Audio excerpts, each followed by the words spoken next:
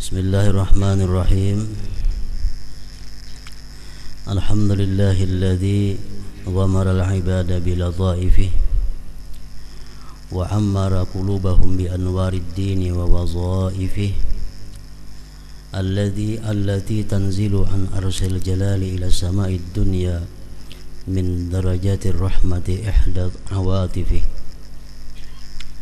فارق الملوك مع التفرد بالجلال والكبرياء بترغيب الخلق بالسؤال والدعاء فقال هل من داع فأستجيب له وهل من مستغفر فأغفر له وباين السلاطين بفتح الباب ورفع الحجاب فرخص للعباد في المناجاة بالصلوات كيفما تقلب بهم الحالات بالجماعة والخلوات ولم يقتصر على الرخصة بل تلطف بالترغيب والدعوة وغيره من ضعفاء الملوك لا يسمعه بالخلوة إلا بعد تقديم الهدية والرشوة فسبحانه ما أعظم شأنه وأقوى سلطانه وأتم لطفه وأعم إحسانه والصلاة على محمد نبيه المصطفى ووليه المجتبى وعلى آله وأصحابه مفاتح الهدى ومصابيح الدجى وسلم تسليما أما بعد فإن الصلاة عماد الدين وإصام اليقين ورأس القربات وغرة الطاعات. Dengan nama Allah yang Maha Pemurah lagi Maha Penyayang. Segala puji bagi Allah yang meliputi hamba-hambanya dengan balas kasihnya dan meramaikan hati mereka dengan cahaya dan tugas-tugas agama. Tugas-tugas agama seperti sembahyang, membaca Al-Quran, puasa, itu tugas-tugas agama yang turun dari aras kebesaran ke langit dunia dari tingkat-tingkat rahmah, yaitu salah satu balas kasihnya. Salah satu di antara rahmat Allah Subhanahu wa ta'ala yang diberikan kepada hamba-hambanya adalah dalam hati mereka itu hamba-hamba tadi ramai dengan tugas-tugas agama, ramai dengan ibadah taat kepada Allah. Dia Allah berbeda dengan para raja, di mana Dia Allah menyendiri dengan kebesaran dan kebesaran, dengan menggemarkan makhluk untuk memohon dan berdoa. Itu perbedaannya dengan raja-raja dunia. Kalau raja-raja dunia kada suka diminta oleh rakyatnya, raja-raja dunia kada suka dimohon oleh rakyatnya. Kalau Allah Subhanahu wa ta'ala justru sebaliknya menggemarkan makhluk untuk memohon dan berdoa. Bahkan Allah marah kalau kita kada berdoa kepada Allah. Allah marah kalau kita kada minta kepada Allah. Dia berfirman, apakah ada orang yang berdoa maka aku perkenankan, dan apakah ada orang yang minta ampun maka aku beri ampunan. Dalam hadis yang sahih riwayat Imam Muslim, setiap malam Allah Subhanahu wa ta'ala mengutus malaikat ke langit dunia membawa pesan daripada Allah bahwa siapa yang berdoa Allah perkenankan, siapa yang minta Allah beri, siapa yang minta ampun maka Dia ampuni. Menurut sebagian hadis itu berlaku mulai sepertiga akhir malam. Ada yang mengatakan mulai sepertiga awal malam. Jadi artinya kalau sepertiga awal malam mulai pukul 10 kurang lebih Allah Subhanahu wa ta'ala sudah menawarkan kebaikannya, menawarkan kemurahannya kepada hamba-hambanya yang minta ampun diampuni, yang minta sesuatu diberi, sampai terbit fajar. Setiap malam yang demikian itu Allah menawarkan tadi.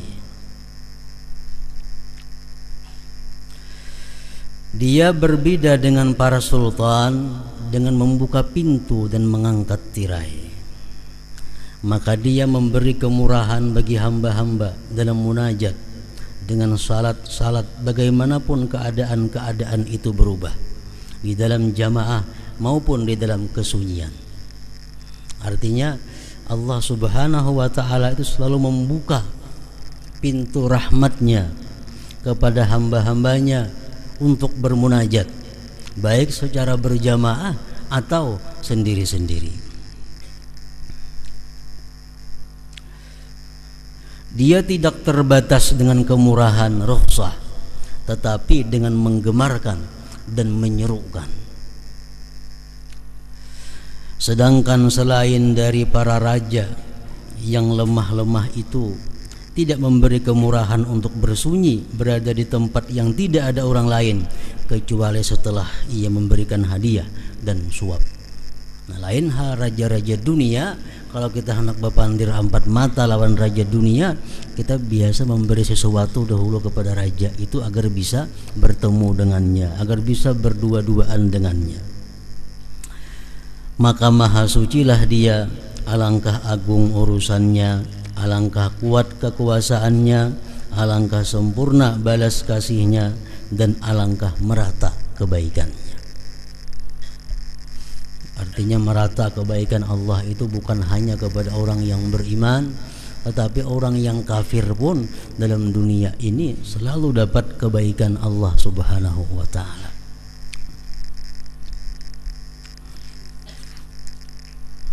Semoga rahmat Allah dilimpahkan atas Muhammad nabinya yang terpilih dan kekasihnya yang terpilih, dan semoga atas keluarga dan sahabatnya, yaitu kunci-kunci petunjuk dan pelita-pelita kegelapan. Dan semoga Allah melimpahkan kesejahteraan dengan sebenar-benar kesejahteraan atas mereka itu. Adapun sesudah itu maka salat adalah tiang agama. Salat imaduddin, tiangnya agama. Jadi artinya kalau orang itu tidak salat berarti dia tidak beragama. La salat la dina liman la salatalah. Tidak ada agama bagi orang yang tidak sembahyang. Tali keyakinan, modal pendekatan diri kepada Allah, dan sebesar-besar ketaatan. Kami telah menjelajahinya dalam pak fikih pada mazhab yang luas, sedang dan ringkas, pokok-pokok dan cabang-cabangnya, dengan berpaling dari perhatian yang banyak kepada cabang-cabangnya yang jarang dan peristiwa-peristiwanya yang menyimpang, agar menjadi perbendaharaan bagi mufti orang yang berfatwa daripadanya. Ia mencari pertolongan dan pegangan untuk berlindung dan kembali. Jadi artinya ujar Imam Ghazali, kitab yang khususun ini adalah hasil daripada penjelajahan kitab-kitab berbagai mazhab yang luas, baik ringkas, yang luas, yang sedang, dan sidin muat dalam kitab ini pokok-pokok dan cabang-cabang yang berkaitan dengan sembahyang. Dan beliau kadang memuat kepada masalah-masalah yang jarang terjadi, itu kada sidin buat. Nah, supaya kitab ini bisa menjadi pedoman, kitab ini menjadi perbendaharaan bagi orang yang berfatwa. Pada kitab ini kami menunjukkan apa yang mesti bagi orang yang berkemauan murid, yakni amal-amal zahir dan rahasia-rahasia yang batin, dan membuka secara rinci makna-maknanya yang tersembunyi mengenai pengertian khusyuk, ikhlas, dan niat. yaitu sesuatu yang tidak biasa berlaku dalam bab fikih. Kami susun kitab ini atas 7 bab, yaitu bab pertama mengenai keutamaan salat, bab kedua mengenai pengutamaan amal-amal yang zahir dari salat, bab ketiga mengenai pengutamaan amal-amal yang batin dari salat, bab keempat mengenai keimaman dan kemakmuman, bab kelima mengenai salat Jumat dan adab-adabnya, bab keenam mengenai masalah-masalah yang bermacam-macam yang menjadi musibah yang merata, di mana orang yang berkemauan perlu untuk mengetahuinya. Bab ketujuh mengenai sunat-sunat dan lainnya.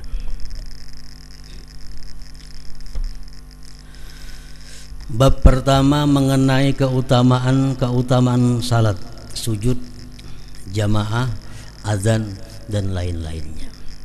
Keutamaan azan didahulukan sidin karena sembahyang itu adalah dimulai daripada azan.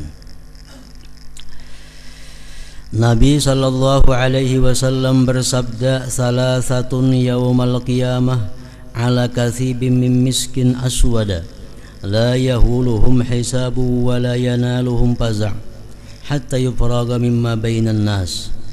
Rajulun qara'al Qur'ana batigha'a wajhillahi azza wa jalla wa amma biqaumin wa hum bihi radun. Wa rajulun azzana fi masjidin da'a ila Allah azza wa jalla batigha'a wajhillah. Wa rajulun ubtuliya birrizqi fid dunya falam yashghalhu dhalika an amalil akhirah." Artinya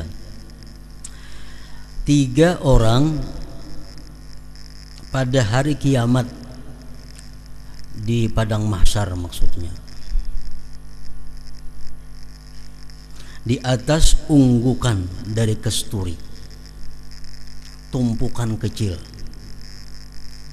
tumpukan yang terhalus daripada gunung. 3 orang pada hari kiamat di atas unggukan dari kesturi hitam. Kesturi itu minyak harum kesturi, misik, minyak harum yang sangat mahal harganya, yang nanti digunakan di surga. Mereka tidak diriputkan oleh perhitungan amal, kata dihisap.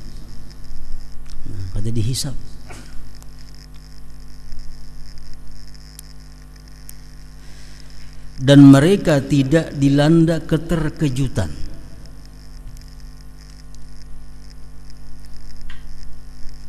Sehingga selesai apa yang terjadi di antara manusia. 3 kelompok manusia ini, orang berada di atas tanah biasa, sedangkan mereka berada di tumpukan minyak wangi, misik di padang mahsyar. Yaitu pertama, seseorang yang membaca Al-Quran karena mengharap ridha Allah Azza wa Jal, ia mengimami suatu kaum dan mereka ridha kepadanya. Artinya orang ini suka membaca Al-Quran semata-mata karena Allah, dan dia jadi imam, dan makmum senang dengan dia.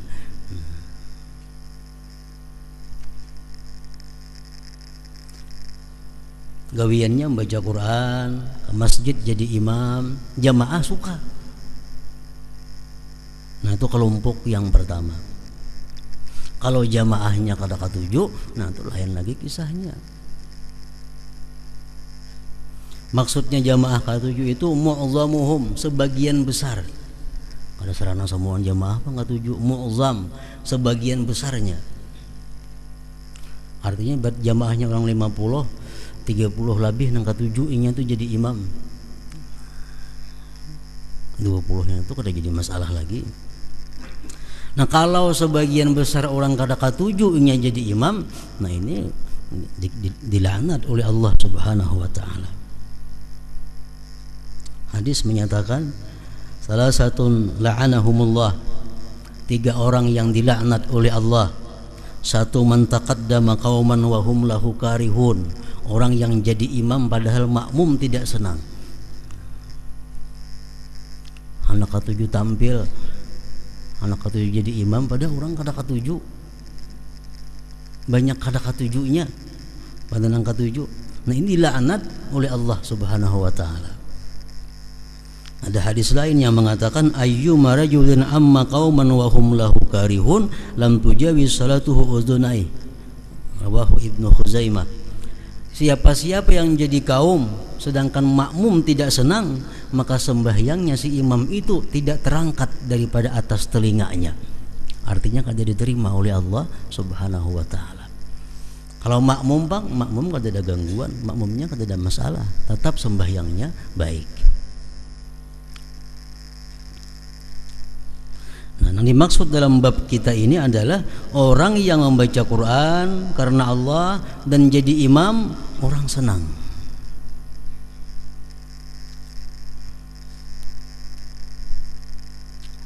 Yang kedua, warajulun adzana fi masjidin da'a ila Allah azza wa jal ibtigha'a wajhillah.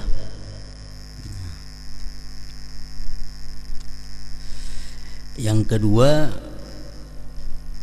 seseorang yang azan di masjid, ia menyeru kepada Allah azza wa jalla karena mencari keridaan Allah. Jadi inya azan di masjid itu semata-mata karena Allah, kada ada harapan untuk mendapatkan dunia, kada ada harapan untuk mendapatkan honor, untuk mendapatkan gaji, semata-mata karena Allah. Orang nang gawiannya azan mau sekali-sekali itu kada bang. Ini gawiannya muazin sampai waktunya bang, mungkin berapa kali sehari nya aja nang bang di masjid itu dilanggaran itu, dan semata-matanya karena Allah.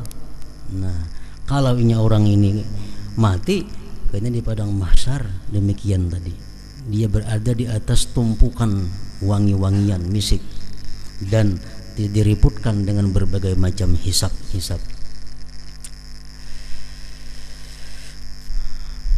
Yang ketiga, dan seseorang yang diberi cobaan dengan rezeki di dunia, namun rezeki itu tidak menyibukkannya dari amal akhirat. Orangnya hidup fakir, hidupnya serba kekurangan, namun sembahyang berjamaahnya kada pernah alpa, sembahyang sunatnya kada alpa, menuntut ilmunya kada alpa, selalu aktif, padahal orang ini rezekinya serba kekurangan. Nah, atau termasuk juga orang yang rezekinya serba kelebihan, banyak berisi dagangan, banyak berisi toko, banyak berisi perusahaan macam-macam, tapi sembahyang berjamaahnya kada ketinggalan, sembahyang sunatnya kada ketinggalan, menuntut ilmunya kada ketinggalan. Nah, ini orang nanti di akhirat kaina berada di tumpukan wangi-wangian tadi. Nah, jadi sambil menunggu Allah menghitung makhluk, sambil menunggu Allah menghisap manusia, dia berada di tempat wangi-wangian. Nah, tanpa diriputkan dengan hisab tadi. Dan seseorang yang diberi cobaan dengan rezeki di dunia, namun rezeki itu tidak menyibukkannya dari amal akhirat.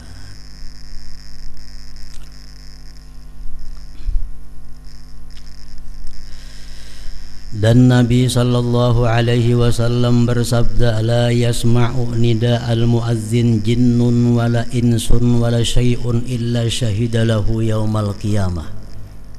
Artinya tidaklah jin, manusia dan sesuatu mendengar panggilan muazzin melainkan mereka itu bersaksi baginya muazzin pada hari kiamat.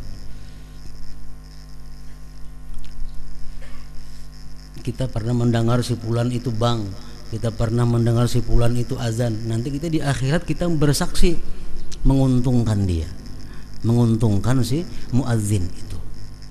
Makin banyak orang yang mendengar azan seseorang itu, makin banyak nanti saksi kebaikannya di akhirat. Hadis riwayat Bukhari dan Abu Sa'id. Dan beliau sallallahu alaihi wasallam bersabda, yadur rahman ala ra'sil muazzin hatta yablagha min adzanih. Artinya tangan zat yang maha pemurah itu di atas kepala muazzin sehingga ia selesai dari azannya. Artinya orang yang muazzin itu sewaktu dia azan tangan Tuhan berada di atasnya. Arti tangan Tuhan itu ditakwilkan oleh para ulama khalaf, rahmat Tuhan yang khusus mengalir kepadanya di waktu dia muazzin itu. Yadur rahman ala ra'sil muazzin hatta yablagha min adzanih. Dan ada yang mengatakan mengenai tafsir firman Allah Azza wa Jal, wa man ahsanu qawlan mimman da'a ila Allah wa amila salihah. Artinya siapakah yang lebih baik perkataannya daripada orang yang menyeru kepada Allah dan mengerjakan amal saleh. Ayat ini turun mengenai orang-orang yang azan muazzin. Maksudnya muazzin ini adalah muazzin yang salat berjamaah. Karena azan itu kita sembahyang sorangan sunat juga azan, tapi lain termasuk dalam fadilat ini. Fadilat yang kita baca ini adalah untuk muazzin yang dilanggar di masjid, di musala. Nah ini maksudnya.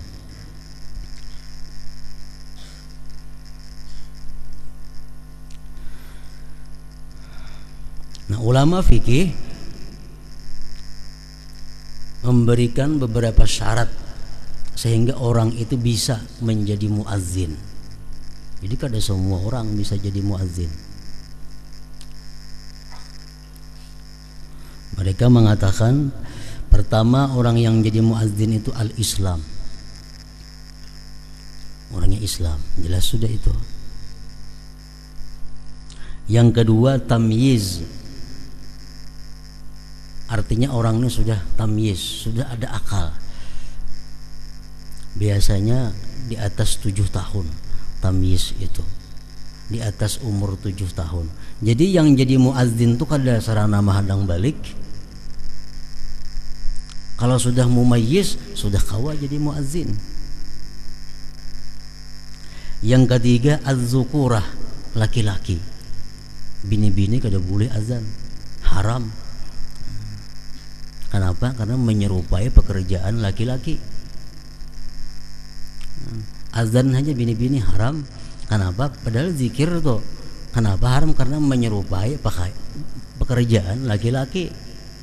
Apalagi baju kayak baju laki-laki makinnya haram. Berselawar kayak selawar laki-laki makinnya haram. Azan aja haram karena itu gawian laki-laki. Diserupai oleh bini-bini kada boleh. Az-zukurah. Yang keempat arifun bidukhulil waqti, tahu dengan masuk waktu. Nah itu nang kawa jadi muazzin. Nang mengerti di waktu ini jam ini masuk waktu zuhur, jam ini masuk waktu asar, jam ini masuk waktu maghrib. Tahun itunya. Nah jadi 4 macam itu syarat orang nang jadi muazzin.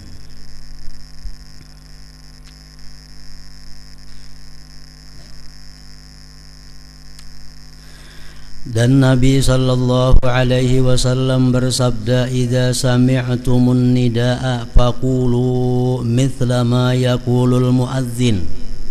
Artinya apabila kalian mendengar panggilan azan, maka ucapkanlah seperti apa yang diucapkan oleh muazzin. Hadis riwayat Bukhari dan Muslim.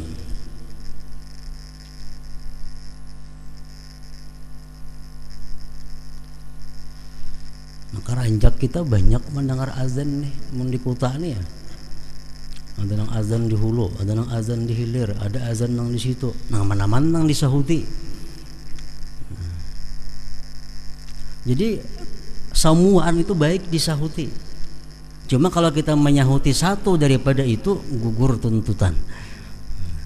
Gugur tuntutan. Kita dituntut untuk menyahut orang azan. Dimanapun orang azan itu disahut. Coba kalau banyak orang nang muazzin di situ kamari kita mendengar, kita menyahut satu orang muazzin di antara mereka sudah cukup. Kita kau menyahuti samuaan lebih baik lagi.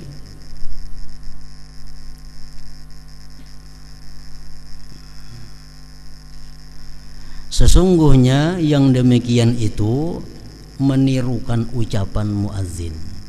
Nah, ini keuntungan untuk perempuan, keuntungan untuk bini-bini. Bini-bininya azan kada boleh. Ini menyahuti dituntut.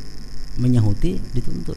Jadi dapat juga nya fadilat azan itu. Sesungguhnya yang demikian itu menyahut azan tadi menirukan ucapan muazzin. Muazzin asyhadu an la ilaha illallah. Kita pun asyhadu an la ilaha illallah. Asyhadu anna Muhammadar Rasulullah. Asyhadu anna Muhammadar Rasulullah. Kecuali pada dua hayyalah. Hayya 'alas shalah, hayya 'alal falah, maka pada keduanya itu ia mengucapkan la haula wala quwwata illa billah. Hayya 'alas shalah, jangan hayya 'alas shalah aja menyahuti la haula wala quwwata illa billah. Jadi dalam istilah bahasa agama, bahasa Arab, hayyalah itu artinya hayya 'alas shalah, hayya 'alal falah. Yang kayak basmalah ya. Artinya apa? Bismillahirrahmanirrahim. Hamdalah, alhamdulillahirabbil alamin. Hauqalah, la haula wala quwwata illa billahil aliyil azim. Misalnya kita bersama-sama ujar membaca hauqalah. Napa hauqalah? La haula wala quwwata illa billahil aliyil azim. Membaca hasbalah, hasbunallah wa ni'mal wakil, ni'mal maula wa ni'man nasir. Itu singkatan-singkatan.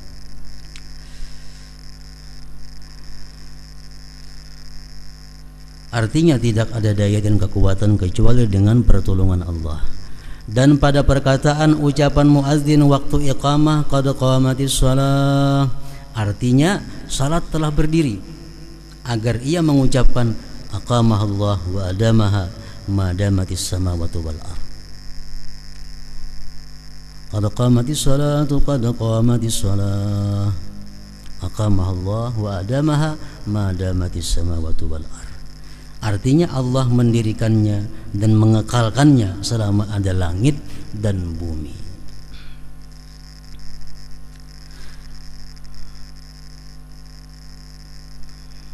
Jadi pendapat yang mu'tamad daripada ulama, kalau kita sembahyang berjamaah itu makmum tuh duduk aja sampai tuntung doa.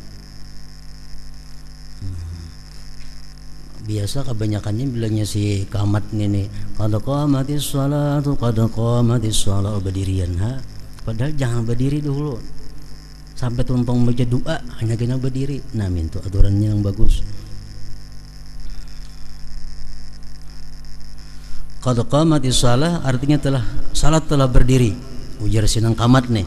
Kita nang jamaah menyahut aqamah Allah wa adamaha madamatis samawati wal ardh. Munnya kasakapanjangan itu aqamah Allah cukup aja juga.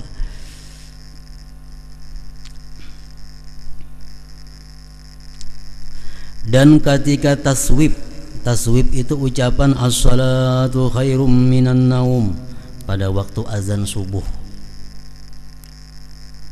Itu khusus bang subuh aja, agar ia mengucapkan sadaqta wa barirta wa nasahta. Sadaqta, kamu benar, wa barirta, berbuat baik kebaikan, wa nasahta, dan memberi nasihat. Itu artinya as-salatu khairum minan naum. Jawabannya sadaqta wa barirta wa nasahta.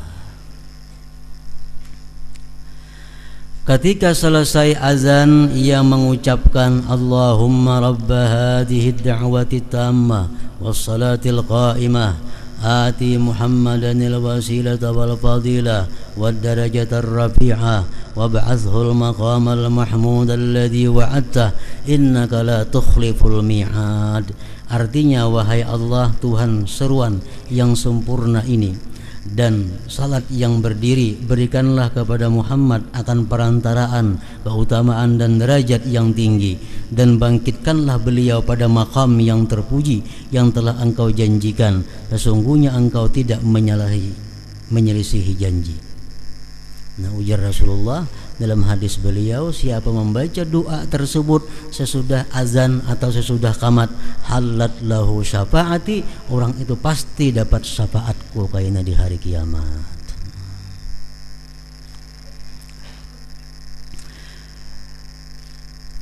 Halat lahu syafaati.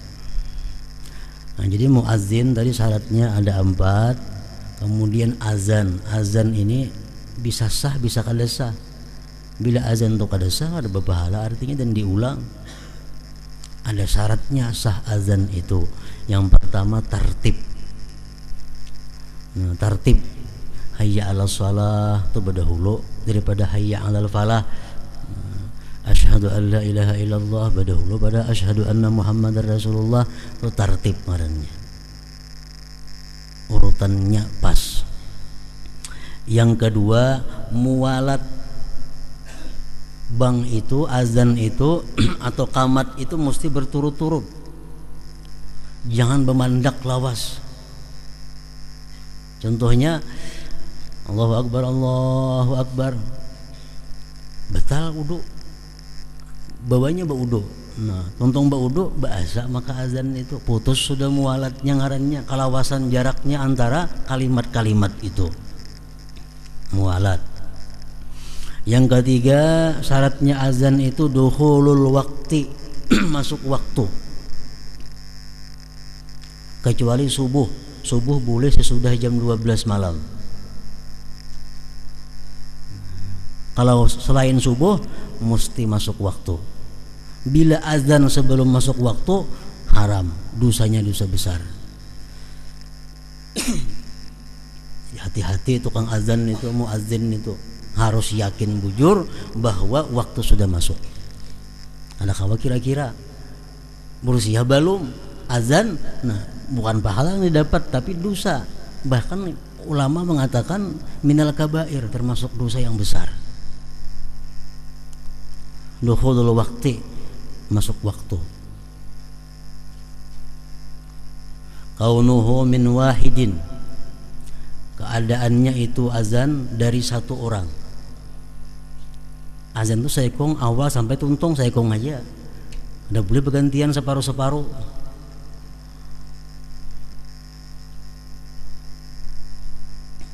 Kaunuhu bil arabiyyah, azan mesti bahasa Arab. Nang keenam al-jahru idza kana li jamaah, benyaring. Kalau memang sembahyang berjamaah nyaring.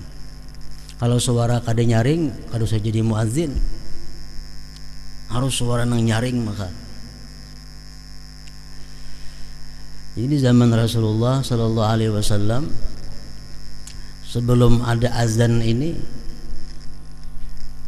sahabat-sahabat berunding. Nang apa nang bagus caranya supaya kau mengumpulkan orang sembahyang ini nah. Azan belum ada lagi waktu itu. Nah jadi ada sahabat yang memberi saran kita ulah luncing. Bila ting artinya sembayangan. Ujar sahabat yang lain tuh macam kayak Nasrani kan itu luncing itu kayak gereja kita jadinya lah. Nah, ada juga saya memberi saran bila waktu sampai kita nyalakan api sehingga kukus nah tinggi ke atas berarti sembahyang masuk waktu. Sahabat yang lain mengatakan tuh kayak agama Majusi ini tuh api-api ini tuh. Nah, ada mengadakan terumpit, ada dauh, macam-macam saran nih. Akhirnya kata ada kesimpulannya, kata ada keputusannya. Nah malam itu ada salah seorang sahabat Nabi yang bermimpi dilajari azan, dilajari qamat. Begitu ia bangun guring, dia datangi Rasulullah. Wahai Rasulullah, ulun tadi bermimpi bahwa hendak sembahyang itu lebih baik di azan seperti ini. Nah, azan. Nah, lalu Nabi itu diterima. Lalu orang ini hendak jadi muadzin sekaligus. Ya Nabi kan peraya jadi muadzin, suara gempuk ada nyaring. Suruh Bilal yang jadi azan. Bilal lebih nyaring daripada engkau suara. Fa innahu anda minka sauta. Bilal lebih nyaring, lebih merdu suara daripada engkau. Nah, padahal nama mimpi itu inya asalnya. Tapi karena suaranya kada nyaring, kada diangkat Rasulullah sebagai muadzin. Bilal yang disuruh karena Bilal lebih keras, lebih nyaring suaranya. Nah, jadi itu syarat sahnya azan. Dan lagi oleh para ulama mengambil daripada hadis-hadis Rasulullah sallallahu alaihi wasallam bahwa azan ini gunanya bukan hanya untuk salat. Bukan hanya untuk salat. Azan ini bisa digunakan untuk orang yang sedang duka cita. Orang yang sedih, dibanggakan di telinganya. Bukan inya nang bang kada, orang lain suruh banggakan di telinganya itu. Nah, misalnya orang ini imbah kehilangan kah, imbah kematian kah, sedih, taungut menangis. Nah, banggakan di telinganya itu menghilangkan duka cita. Yang kedua, bang ini disuruh juga oleh Rasulullah dalam beberapa hadis beliau di telinga orang yang kesurupan. Orang yang kesurupan, bangakan. Kada usah bakamat, bang aja. Wal ghadban, orang yang sedang marah. Orang tuh nyari-nyari, bang saya kemana di situ. Wal ghadban, ketika sedang marah. Wa man sa'a khuluquhu min insan aw bahimah. Dan sunat juga dibanggakan itu orang itu jahat perangainya, baik itu manusia atau binatang. Kuda misalnya kada kawa diatur penyipakan apa segala macam, banggakan di telinga kuda itu. Atau ada manusia nang akhlaknya kada baik, banggakan di telinganya. Masih kanak-kanak kira-kira itulah nang Tuhan alih dibanggakan di telinga tuh. Kanak-kanak nang alih diurus, banggakan di telinganya. Wa man sa'a khuluquhu min insan wa bahima.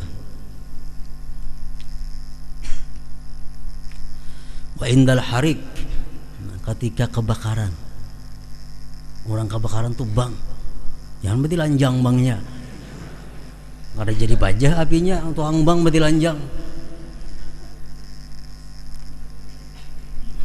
Musuhnya nang bang tuh baudo, menghadap kiblat, bapakaian baik, naik kas rumah bang, nah itu ini bang beti lanjang, babang hati apinya lagi. Nah, indal harik, ketika kebakaran. Itu bang aja, kada usah kamat.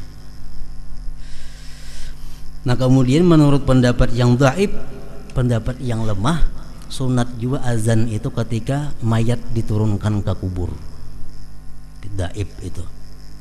Kalau yang mu'tamad kada sunat azan waktu menurunkan mayat ke kubur. Itu yang mu'tamad kada sunat. Yang sunat tuh kaulnya dhaif, pendapatnya dhaif. Tapi mau dipakai kada apa-apa, berdosa kada, baik aja. Ada tersalah kada. Misalnya ada orang mati masuk kubur, ada nang bang, itu kada tersalah. Ada aja pendapat yang membolehkan, cuma dhaif itu.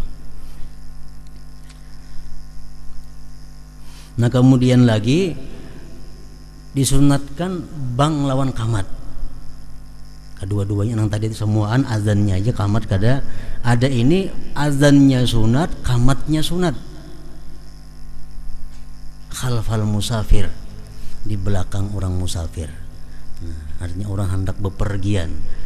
Nah, sunat itu bang lawan kamat, lawan kamat-kamatnya. Kemudian lagi yang sunat azan lawan kamat-kamatnya itu fi uzunil maulud, pada telinga anak yang baru lahir. Akan-akan yang bakal keluar itu mbaknya dibersihi langsung diazankan di sebelah kanan, dikamatkan telinga kiri. Nah untuk nang sebuting ini kada syarat laki-laki, bini-bini boleh membanggakan mengamatakan itu. Untuk nang beranak nih, misal beranak ada laki yang tali lihat bidan suruh bang kamat sekaligus sama sekali semuaan.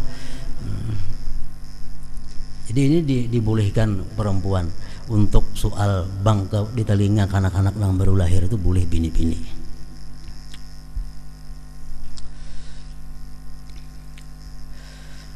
Sa'id bin Musayyab berkata, Sa'id bin Musayyab, boleh juga dibaca Sa'id bin Musayyib. Ini menantunya Abu Hurairah. Abu Hurairah sahabat Rasul, menantunya Sa'id bin Musayyab. Ini disebut tabi'in kabir. Tabi'in kabir, tabi'in nang tuha. Sa'id bin Musayyab berkata, barang siapa yang salat di tanah lapang, niscaya di sebelah kanannya ada malaikat yang salat dan di sebelah kirinya ada malaikat yang salat. Jika ia azan dan iqamah, maka di belakangnya salat malaikat yang banyak seperti beberapa gunung. Nah ini orang dalam perjalanan, orang dalam musafir.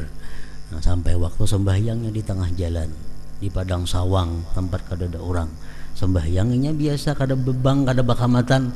Nah, itu malaikat ada hadir sebelah kanan kirinya aja. Tapi kalau nyabang lawan kamat-kamatnya, nah itu malaikat di belakang pun banyak bergunung-gunung jumlahnya.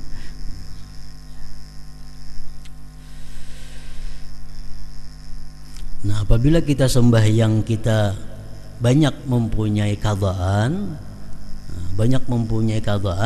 itu cukup kita azan pertama aja, selanjutnya qamat aja lagi. Misal mangkada 5 waktu, bang dulu qamat zuhur gawi, kayaknya asar bang qamatnya aja lagi. Nah, sama lah kalau menjama, baik jama takdim atau jama takhir, azan cukup sekali, qamatnya 2 kali.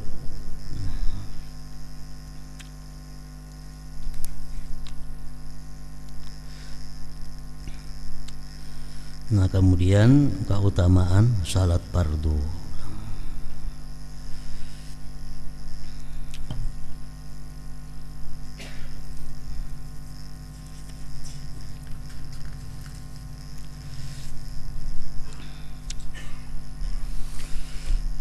Afdalu dzikri fa'lam annahu la ilaha illallah Muhammadur Rasulullah, la ilaha illallah Muhammadur Rasulullah, la ilaha illallah Muhammadur Rasulullah, la ilaha illallah, la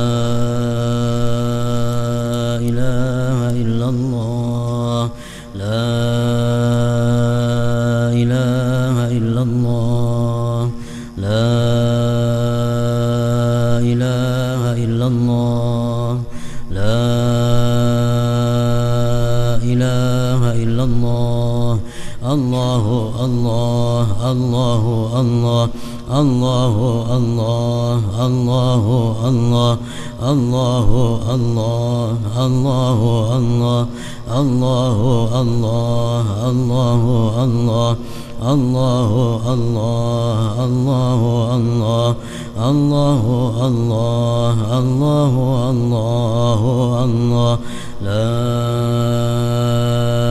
ilaha illallah Muhammadur Rasulullah, la ilaha illallah Muhammadur Rasulullah, la ilaha illallah Muhammadur Rasulullah, la ilaha illallah. Al-Fatihah. Bismillahirrahmanirrahim. Iyyaka na'budu wa iyyaka nasta'in.